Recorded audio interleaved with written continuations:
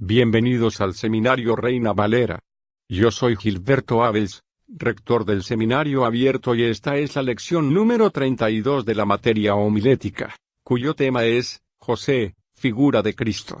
Pedimos la bendición de Dios sobre el arte y ciencia de la predicación. Empecemos.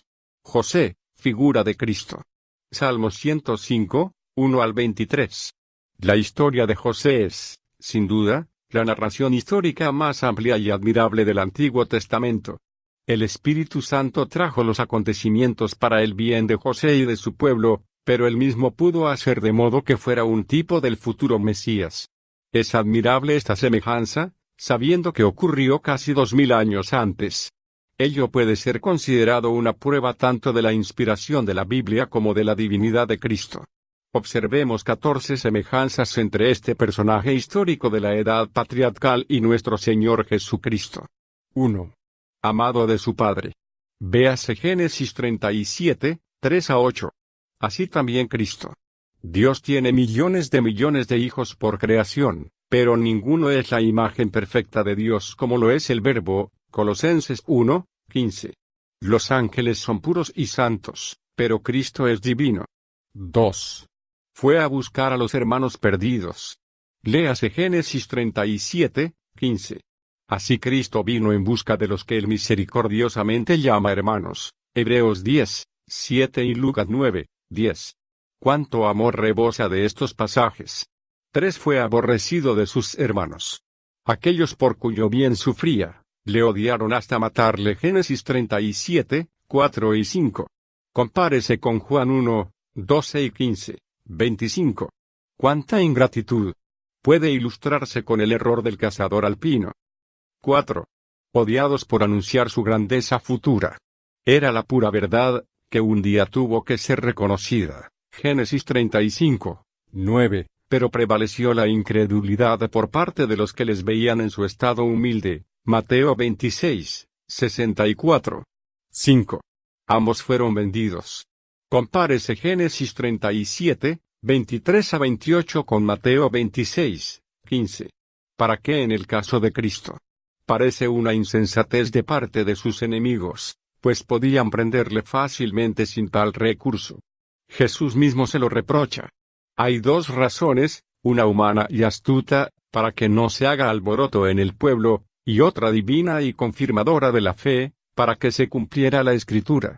Ciertamente estaba profetizado que debería sufrir el dolor de la traición, era una parte de su tragedia moral. ¿Cuánto dolor moral sufriría José? Por 30 piezas miserables, se diría, cuando en casa hay millares. Compárese con el dolor de Jesús para con Judas. ¿Do que le ha de servir al desgraciado? Era la dolorosa reacción del Salvador que le hace exclamar, más le valdría al tal hombre no haber nacido. ¿Será este el doloroso sentir de Cristo acerca de ti? Tendrá que condenarte, amándote incluso, si hoy rechazas su salvación. 6. Ambos fueron tentados para poder compadecerse de los que son tentados.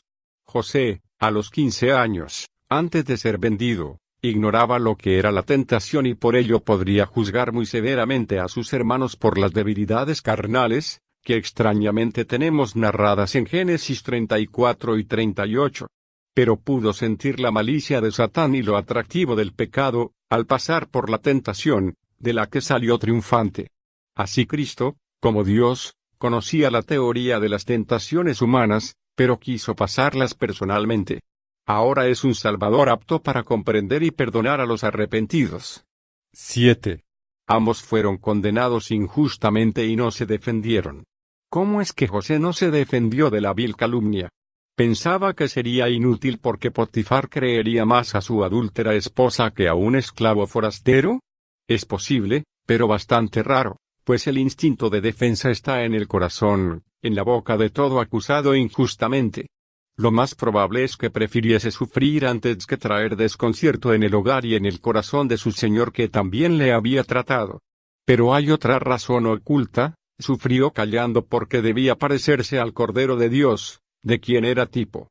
Cristo prefirió sufrir para evitarnos la desgracia del infierno. Es muy difícil sufrir callando. Si alguien no duda que haga la prueba, pero Cristo lo hizo por nosotros. No quiso inspirar compasión a sus verdugos, ni trató de infundirles temor para que le atormentaran menos, sino que prefirió agotar la copa de maldición porque era necesario por amor de nosotros. Véase anécdota la niña hugonote en el Serón. El amor la hizo aguantar. 8. Ambos fueron reconocidos justos por los ejecutores de su injusta sentencia. José, por el carcelero; Cristo, por Pilato y el centurión. 9. Anunciaron mensajes de vida y de muerte a otros encarcelados durante el tiempo de su humillación. Compárese la interpretación del sueño del copero y el madero con Isaías 61 2.1. La profecía había llamado a la muerte de Cristo encarcelamiento, Isaías 53, 8. Ciertamente, una existencia como la de los seres humanos, con el fin inevitable de la muerte, había de parecer un encarcelamiento a los celestiales, que veían a Cristo, el Verbo divino, en semejante condición. 10. Ambos fueron extraordinariamente exaltados. Compárese Génesis 41, 49 a 54 con Filipenses 2, 8 a 11. El premio de su humillación fue mayor gloria.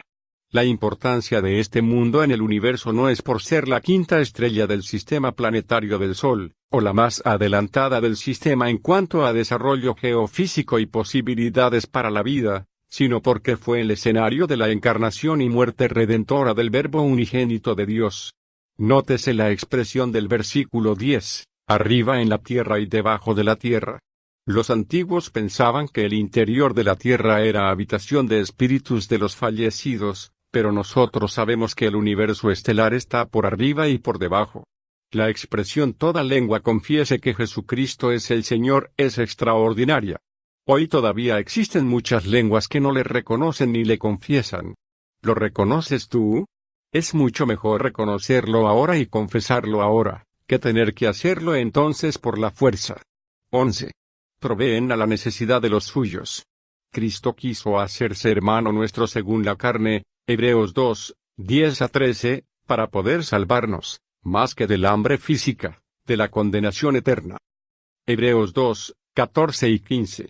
Cristo nos ha salvado del hambre espiritual que está padeciendo el mundo por su culpa, ya que no con solo pan vivirá el hombre. Lucas 4, 4. Cristo nos trajo abundante palabra de Dios mediante la cual nuestra alma recibe vida. 12. Ambos perdonan generosamente a los culpables. Cuán emotivo es el relato de Génesis 45. ¿Y qué diremos del Evangelio desde que Jesús empezó su ministerio con el mensaje de Marcos 1, 14 y 15? 13. Ambos prueban a sus hermanos, antes de ensalzarlos. Es muy sabio el procedimiento por más que nos duele. Lo reconocemos en el caso de José porque podemos ver el plan terminado, pero así será también con nosotros.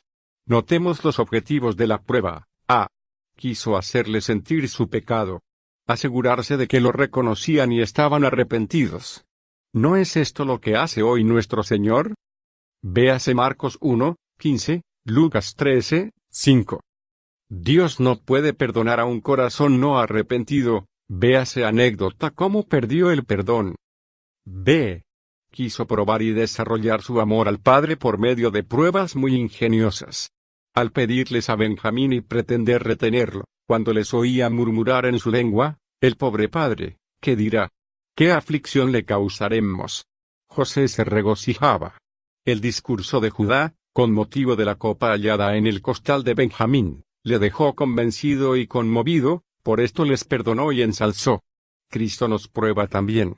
Cuando oye a las personas decir, primero morir que ofender a Dios, ve que su victoria moral es completa en tal alma, puede entonces glorificarla. C. Quiso probar su codicia al devolverles el dinero. El amor al dinero es la raíz de todos los males. Dios nos prueba también para ver si somos buenos mayordomos. Quiere saber si le robamos o le devolvemos con amor lo que nos da, y de derecho le pertenece. Malaquías 3, 9 y 10. D. Finalmente les prueba en cuanto a su amor material. En el banquete, aumentando la parte de Benjamín, luego poniendo la copa en su costal. Aún después de haberse manifestado a ellos, teme en cuanto a la medida de su fraternidad. Ni riñáis por el camino, les dice. Sabía quizá que esta era su costumbre cuando andaban juntos. Cristo nos hace la misma recomendación en Juan 15:17, como hermanos suyos, amados, que vamos al cielo, pues sabe que aún hay peligro de que riñamos en el camino por innumerables fruslerías. 14. José trajo a sus hermanos al país de su gloria. Compárese con Juan 14, 1-3 y 17:24. Para esto tuvieron que decidirse a dejar su antigua tierra y emprender como peregrinos el viaje a Egipto. Antes ya lo eran viviendo en tiendas, pero ahora sabían a dónde iban y lo que les esperaba, porque su precursor había pasado delante en los días de su humillación y ahora era poderoso. ¿No es este exactamente nuestro caso? Gloria a Dios. Aunque el país de la muerte os es desconocido, no lo es el Señor de la muerte. Apocalipsis 1:18, sino que es nuestro amigo, nuestro hermano y nuestro amante Salvador. Anécdotas. La niña hugonote en el Serón. Durante la persecución de los hugonotes en Francia, cuando estaba prohibida la emigración desde dicho país, una niña hugonote fue confiada a unos parientes que tenían libertad para viajar, con el fin de que la llevaran a Inglaterra. Con tal objeto, la niña fue metida dentro de un serón como si se tratara de una mercancía vulgar. Al pasar el registro en la frontera, los soldados franceses, para evitársela abrir todos los bultos, los pincharon con sus espadas. Aterrorizados, los portadores de la comprometedora mercancía vieron cómo la espada se clavaba en el serón que contenía la niña, temiendo, no solamente por la vida de la niña, sino también que ésta les comprometiera con un grito. Cuando apresuradamente se alejaron del lugar de la inspección y abrieron el serón, pudieron ver que la niña había sido herida en el muslo, penetrando la espada varios centímetros dentro de la carne. ¿Cómo fue que no gritaste?, le dijeron. El amor me hizo aguantar, declaró la niña. El amor a vosotros, a mis padres y al Señor Jesús. ¿Cómo perdió el perdón? Se cuenta de cierto hombre que había sido condenado a muerte, a quien un amigo influyente visitó personalmente en la cárcel, pues eran antiguos conocidos, llevándole una carta de indulto, que pudo obtener del gobernador de su estado con grandes esfuerzos. Sin embargo, deseando asegurarse de la disposición en que se hallaba el reo para merecer su generosa oferta, le preguntó, si fueras indultado y te vieras libre, ¿qué harías? El hombre, mirando a su amigo con una expresión de odio, exclamó, lo primero que haría sería ir a asesinar al juez que me condenó y a Mr. X que declaró en mi contra en el juicio. Apenado el amigo por esta respuesta, habló poco más con él y al salir de la cárcel rompió el indulto que llevaba en su bolsillo. El hombre se había hecho a sí mismo indigno del perdón. Así sucede con muchos pecadores endurecidos por el pecado. Gracias por estar con nosotros en el estudio de cómo comunicar la palabra de Dios. Favor de informar a otros de los estudios ofrecidos por el Seminario Abierto. El estudio es gratis, pero las ofrendas de nuestros alumnos agradecidos hacen posible este ministerio.